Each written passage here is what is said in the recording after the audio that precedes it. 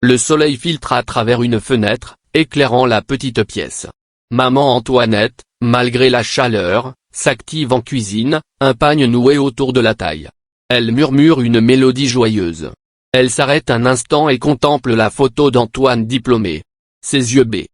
Maman Antoinette, plus jeune, vendant des fruits et légumes sur un marché ambulant, sous un soleil de plomb, essuyant la sueur de son front.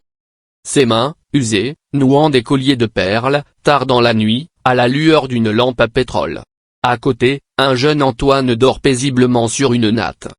Maman Antoinette, les larmes aux yeux, tend un petit sachet de bijoux anciens, ses rares héritages, à un prêteur sur gage. Son regard exprime la douleur du sacrifice. Antoine, adolescent, révisant assidûment ses cours, les livres ouverts sur une table rudimentaire, maman Antoinette veillant sur lui, un voile de fatigue sur le visage. Le jour de la remise des diplômes. Antoine, éclatant de joie, enfile sa toge. Maman Antoinette est là, au premier rang, pleurant de bonheur et d'une fierté incommensurable. Antoine la serre fort dans ses bras. Maman Antoinette soupire, un mélange de tendresse et de soulagement. La porte s'ouvre et Antoine entre, le visage rayonnant d'une nouvelle énergie. Il est impeccable, vêtu d'une chemise repassée, un dossier sous le bras. Il revient des entretiens d'embauche. Antoine, maman. Je suis rentré. Maman Antoinette, mon fils. Alors? Comment ça s'est passé? J'ai prié pour toi toute la journée. Dis-moi. Antoine s'agenouille devant elle, prend ses mains, ses yeux remplis d'une joie débordante. Antoine, maman. C'est bon. J'ai le poste. Dans la multinationale pétrolière. Ingénieur junior. Ils m'ont rappelé tout de suite après l'entretien. Le recruteur m'a dit que mon profil était parfait. Maman Antoinette lâche un cri de joie, elle enlace son fils, les larmes aux yeux. Mon Dieu. Merci mon Dieu. Mon fils. Mon rêve est réalisé. Tous mes sacrifices. Antoine la coupe doucement, le regard grave et sincère. Non, maman. Tes sacrifices. C'est grâce à toi. Chaque bijou vendu, chaque marché fait sous le soleil, chaque nuit passée à coudre. Je n'oublierai jamais. Je te le jure, maman, tu ne manqueras plus de rien. Fini les soucis. Tu vas enfin te reposer, et moi, je vais te construire une vie de reine. Une fois que j'aurai touché mes premiers salaires, la première chose que je ferai, c'est de te trouver une belle maison, te soigner, et t'offrir tout le confort que tu mérites. Tu as tout fait pour moi, maintenant, c'est mon tour. Maman Antoinette le serre fort, pleine d'une joie et d'un amour infini. Elle croit sincèrement en ses paroles. La promesse est solennelle. La sonnette retentit. C'est monsieur et madame Alfonso, venus aux nouvelles. Monsieur Alfonso, alors, Antoine, des nouvelles? Maman Antoinette, rayonnante, il a le poste. Mon fils a un poste dans la grande compagnie pétrolière. Monsieur et madame Alfonso félicitent chaleureusement Antoine. L'atmosphère est à la fête, remplie d'espoir et de promesses tenues. Quelques mois plus tard. Antoine est installé dans son nouveau bureau, moderne et vitré, au sein de la multinationale. Il est concentré sur son ordinateur, visiblement à l'aise dans son rôle. Il a déjà envoyé de l'argent à sa mère, lui a acheté de nouveaux pagnes et un peu de nourriture. Il rêve de faire plus. La porte de son bureau s'entr'ouvre. Une femme entre. Elle est d'une beauté saisissante, grande, élancée, vêtue d'une robe ajustée qui met en valeur sa silhouette, les cheveux impeccablement coiffés, un sourire envoûtant sur les lèvres. C'est Céline.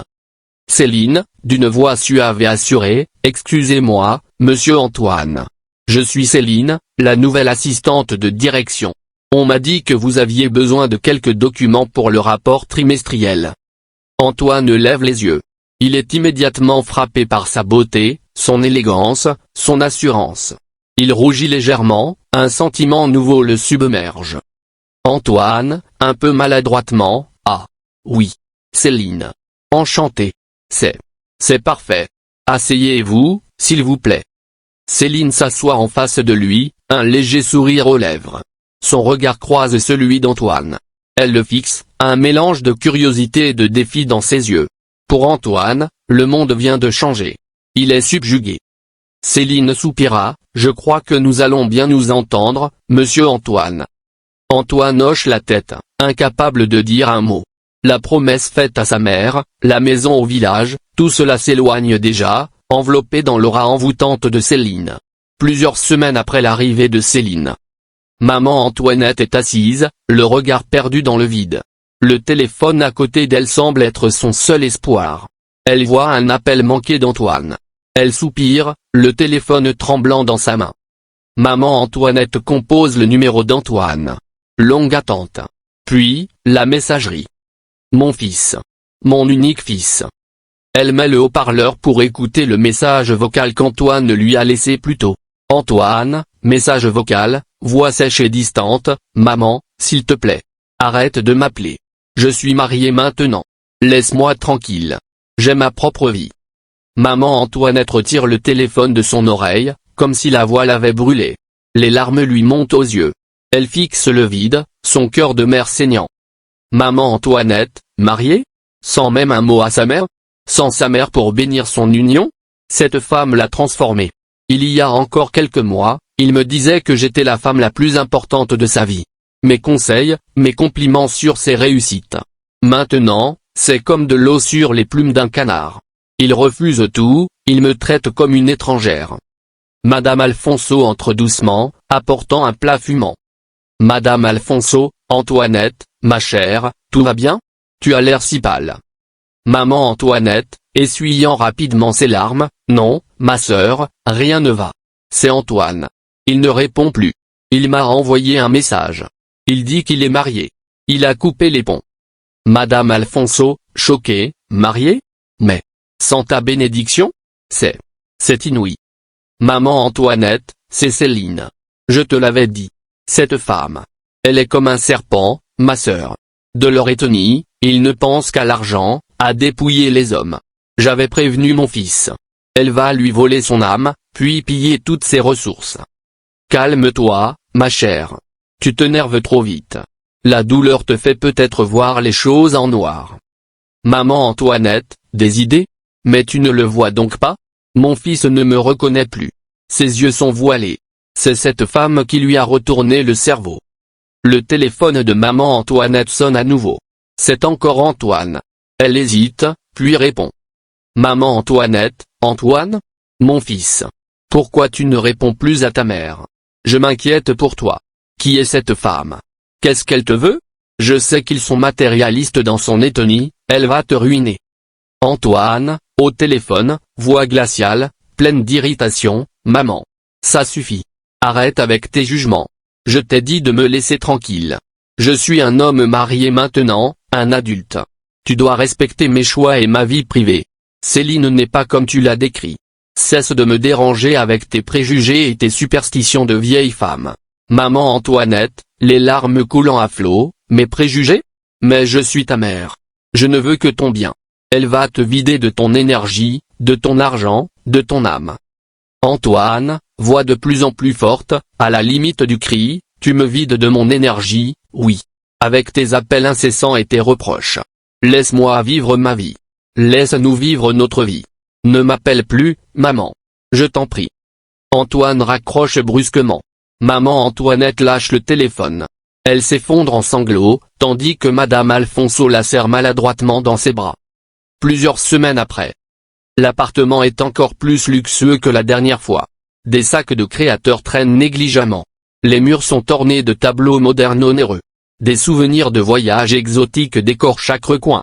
Antoine et Céline sont affalés sur un canapé, riant aux éclats en regardant des photos et des vidéos sur une immense télévision murale. Céline, éclatante de beauté, posant sa tête sur l'épaule d'Antoine, d'une voix suave, tu vois, mon amour? C'est ça, la vraie vie. Ces Maldives, c'était absolument magique. Et cette montre incrustée de diamants que tu m'as offerte à Paris. Elle est d'une beauté à couper le souffle. Chaque instant avec toi est un conte de fées. Antoine, rayonnant, serrant Céline contre lui, tout pour toi, mon cœur. Tu mérites le meilleur. Ma mère ne comprend pas. Elle pense que je gaspille mon argent. Mais avec toi, chaque dépense est un investissement dans notre bonheur. On vit la vie que j'ai toujours rêvée. Et ce n'est que le début, mon amour. Nous avons tellement plus à explorer. Tu sais, j'ai pensé. Pour nos futurs projets, ce serait bien que je sois plus directement impliqué dans nos finances. Juste pour t'aider, tu as tellement de choses à gérer. Tu pourrais me montrer comment tes comptes sont organisés? Tu as plusieurs banques, n'est-ce pas? Il y a des comptes cachés que ta mère ne connaît pas? Antoine hoche la tête, sans la moindre once de méfiance. Céline le regarde, un sourire à peine perceptible jouant sur ses lèvres. Dans son regard, une lueur de satisfaction froide apparaît. Bien sûr, chérie. Je te montrerai tout. Tu es ma femme maintenant, mon associé dans la vie. Il est normal que tu aies accès à tout. Mon notaire a déjà les coordonnées de mes principaux placements. Céline l'embrasse passionnément. Alors qu'Antoine est distrait, son regard glisse vers le portefeuille d'Antoine, posé sur la table basse. Elle le survole du bout des doigts, effleurant les cartes bancaires, comme par inadvertance. Puis, elle se recule, l'air songeur, jouant une autre carte. Mon amour. Je crois que je ne me sens pas très bien ces derniers jours. Un peu nauséeuse. Et j'ai des vertiges le matin. Antoine devient immédiatement attentif et inquiet. Antoine crie. Quoi? Céline? Qu'est-ce qu'il y a? Tu as besoin d'un médecin? On va voir mon médecin personnel tout de suite. Céline, avec une petite moue, jouant la vulnérabilité, je ne sais pas. Mais, j'ai un pressentiment, Antoine. Un sentiment très fort. Quelque chose a changé en moi. Elle met la main d'Antoine sur son ventre plat, le regard rempli d'une fausse tendresse. Antoine la regarde, les yeux écarquillés, un mélange de surprise et d'une immense joie naissant sur son visage. Tu penses que? Un bébé? Céline, un léger sourire confiant, les yeux brillants de calcul, peut-être bien, mon amour. Peut-être bien. Il faudra faire des tests, bien sûr. Mais si c'est vrai, notre bonheur sera complet. Ce serait la plus belle des preuves de notre amour. Antoine serre Céline dans ses bras, complètement sous le charme et l'illusion. Il murmure des promesses de bonheur et d'amour éternel. Il ne voit pas le regard calculateur que Céline jette discrètement vers la montre de luxe qu'il lui a offerte, son plan prenant une dimension insoupçonnée. Quelques semaines après, maman Antoinette est de retour à l'appartement d'Antoine, invitée pour la première fois depuis des mois. Elle est nerveuse. Antoine l'accueille à la porte, un peu raide, mais souriant. Céline apparaît, souriante et gracieuse. Céline, belle maman. Quelle joie de vous avoir enfin chez nous. L'appartement est peut-être un peu moderne pour vos goûts, mais nous avons fait de notre mieux pour le rendre accueillant. Maman Antoinette observe chaque détail. Elle voit le luxe ostentatoire, les objets neufs, les signes d'une vie de dépenses effrénée. Elle s'inquiète. Elle essaie de lancer la conversation sur l'avenir d'Antoine.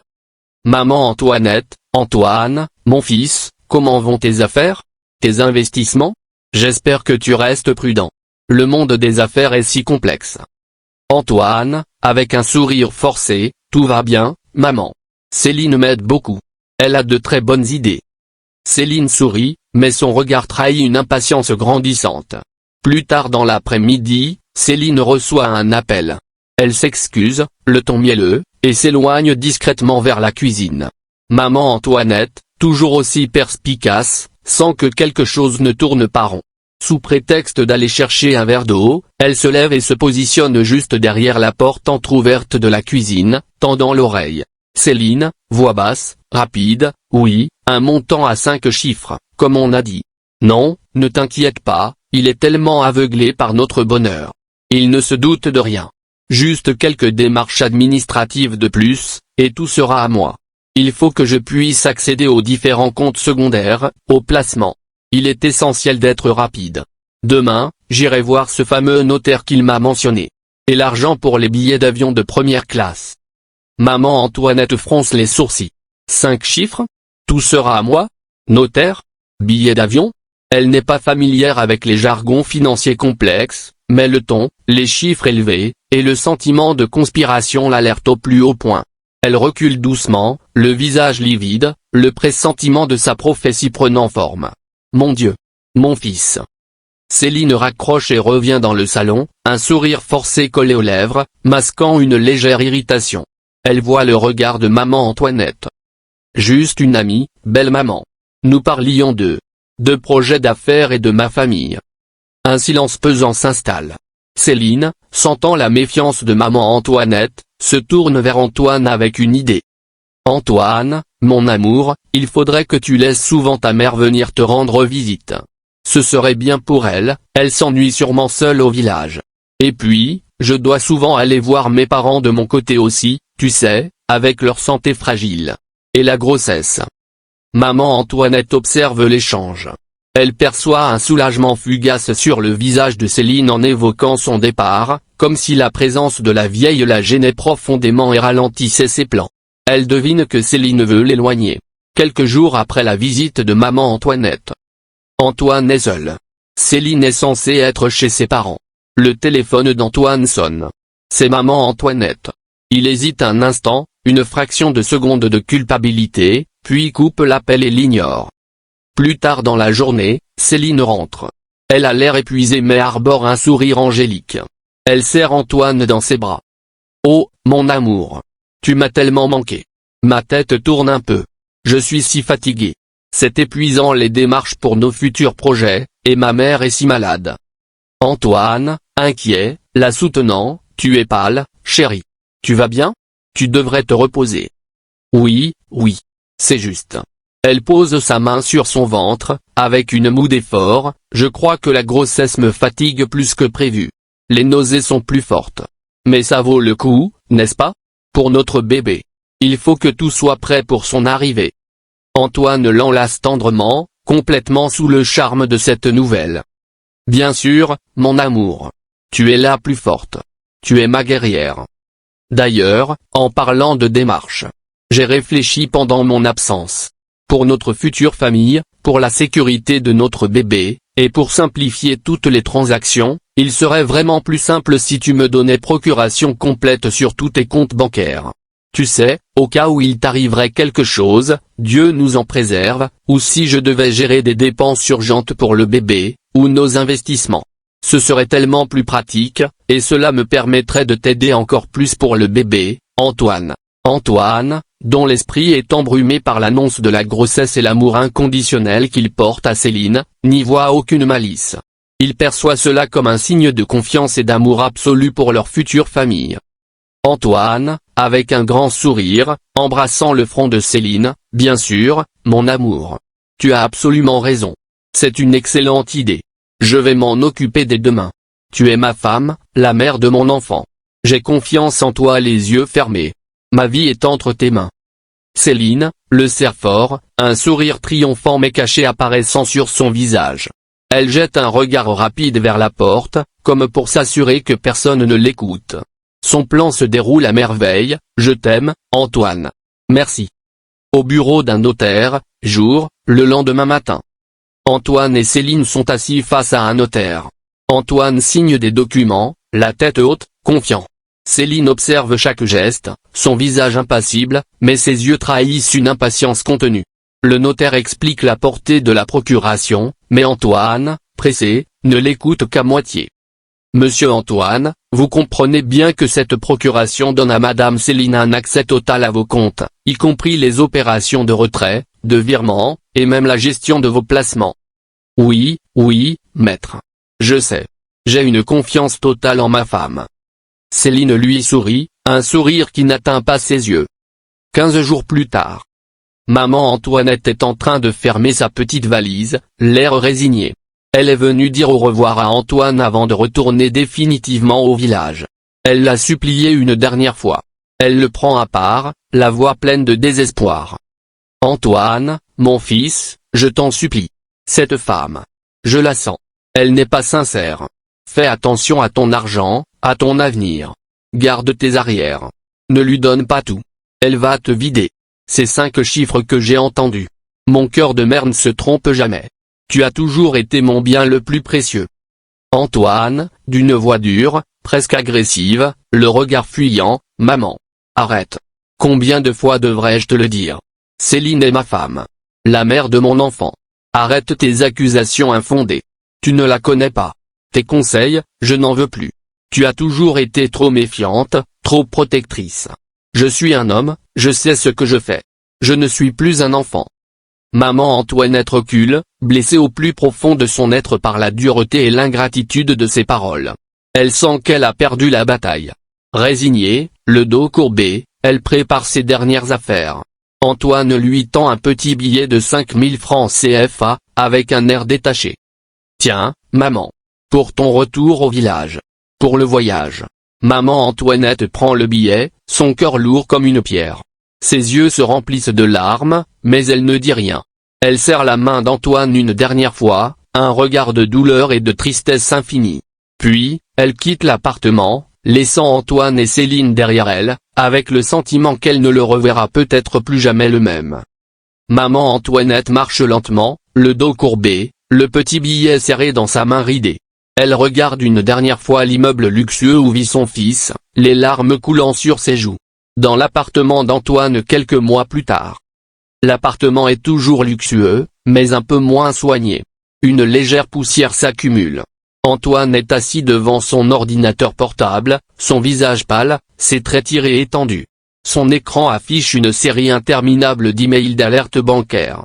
Il y en a trop, beaucoup trop. Les dates s'étalent sur les dernières semaines, coïncidant avec l'absence de Céline chez ses parents. Antoine, murmurant, incrédule, le souffle coupé, retrait. Retrait. Encore un retrait. Des sommes énormes. Des millions. Virement vers un compte inconnu. Non. Non, ce n'est pas possible. Céline entre, l'air mutin, la main toujours posée sur son ventre qui, malgré les mois passés, n'a visiblement pas grossi. Elle observe Antoine, un sourire énigmatique et légèrement narquois sur ses lèvres. Qu'est-ce qu'il y a, mon amour? Tu as l'air si soucieux. Un problème avec tes affaires? Antoine, se tournant brusquement vers elle, les yeux écarquillés par l'horreur, Céline. Ces retraits. Ces virements. Des sommes folles. Des millions. Qu'est-ce qui se passe? Céline, avec une fausse innocence parfaite, jouant les larmes aux yeux, oh, mon chéri. C'est la grossesse. Tu sais, les besoins d'une femme enceinte sont énormes. Des vitamines spéciales importées, des examens coûteux dans des cliniques privées, des préparations sophistiquées pour le bébé. Et puis, j'ai aussi dû aider ma famille. Ils avaient de gros problèmes financiers urgents, je ne pouvais pas les laisser tomber. Surtout ma mère, très malade. Pour notre enfant, Antoine, tu comprends? Tout ça, c'est pour assurer notre avenir et le sien. Antoine la regarde, partagé entre le doute qui commence à le ronger et l'amour aveugle qui lui porte. Les montants sont astronomiques, mais l'idée du bébé et l'attitude si convaincante de Céline le désarment une fois de plus. Je ne savais pas que ça coûtait si cher. Mais, mon compte principal est presque vide. Mon épargne, mes placements. Il ne reste presque plus rien. Céline, se blottit contre lui, sa voix douce et rassurante, nous trouverons des solutions, mon amour. L'essentiel, c'est notre bonheur et celui de notre futur enfant. Ne t'inquiète pas. Je suis là pour toi. Ensemble, nous sommes invincibles. Antoine, bien que profondément perturbé, se laisse rassurer, une dernière fois. Il serre Céline dans ses bras, le doute persistant au fond de lui comme une épine douloureuse. Plusieurs semaines plus tard dans son salon luxueux. Antoine est dans son appartement, quand son téléphone sonne. C'est Monsieur Alfonso, la voix brisée par le chagrin. Monsieur Alfonso, au téléphone, Antoine. C'est Monsieur Alfonso. Il faut que tu viennes au village. Vite. Des rumeurs courent sur ta mère. Elle est très mal. Elle n'a plus beaucoup de temps. Antoine, pris d'une panique soudaine et d'un sentiment de culpabilité lancinant, se précipite au village. Il arrive à la modeste maison de sa mère, qui semble encore plus petite et fragile. Madame Alfonso l'accueille à l'entrée, les yeux rougis par les larmes. Madame Alfonso, elle est là. Antoine. Elle t'attendait. Elle n'a fait que t'appeler. Antoine entre et découvre maman Antoinette allongée sur un lit simple, le corps chétif, les yeux mi-clos, son souffle faible et saccadé. Elle est agonisante, mais sa conscience est encore là. Le silence est lourd, seulement brisé par les râles de la mourante. Antoine, s'agenouillant à son chevet, le visage ravagé par la douleur et la culpabilité, « Maman. Je suis là. Mon Dieu. Pardon. Pardon, maman. Pardonne-moi. » Maman Antoinette ouvre difficilement les yeux, son regard embué s'accroche à celui de son fils. Elle essaie de tendre une main tremblante vers lui. Maman Antoinette, voix rauque, presque un souffle, chaque mot une douleur, mon fils. J'ai fait un rêve. Non. Un cauchemar. Horrible. J'ai vu ta femme. Céline. Elle riait. de tous ses poumons. Un rire éclatant. Un rire démoniaque. Antoine, dans sa douleur et son déni, tente de la rassurer, un sourire forcé et tremblant sur les lèvres. Ah, maman. Tu as fait un bon rêve, alors. C'est une bonne chose. Je ris. Je ris beaucoup ces derniers temps. Je ris parce que Céline me rend heureux. Vraiment heureux, maman. Plus heureux que je n'ai jamais été. Il regarde sa mère, cherchant son approbation, sa justification. Mais les mots de maman Antoinette, prononcés avec une force inattendue, le transpercent comme des poignards. Ses yeux se remplissent d'une lucidité terrifiante.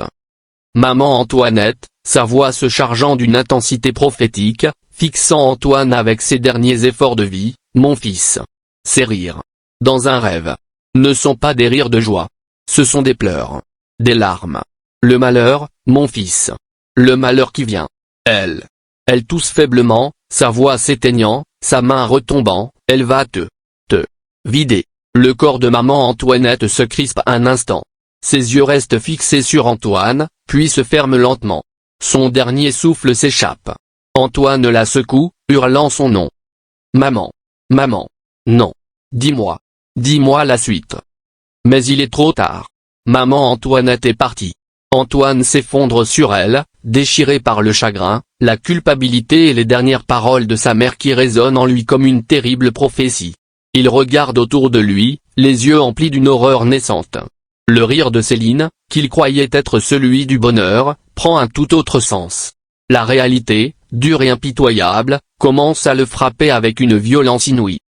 Quelques semaines après les funérailles. L'appartement, autrefois symbole de luxe, est désormais sinistre, vide et froid. La plupart des meubles de valeur ont disparu, laissant des marques sur le sol et les murs. Des avis d'expulsion, des lettres de relance de banques et de sociétés de crédit sont éparpillées. Antoine est assis par terre, hagard, au milieu de ce chaos. Il n'a presque pas dormi depuis des jours, ses yeux sont injectés de sang, son visage émacié, sa barbe longue. Il est en haillons, l'ombre de lui-même. Le silence est écrasant, seulement brisé par ses soupirs et le cliquetis des papiers sous ses doigts. Soudain, la sonnette retentit, de manière insistante, puis on frappe lourdement à la porte. Antoine se lève difficilement, l'esprit embrumé par le manque de sommeil et le désespoir. Il s'approche de la porte et l'ouvre.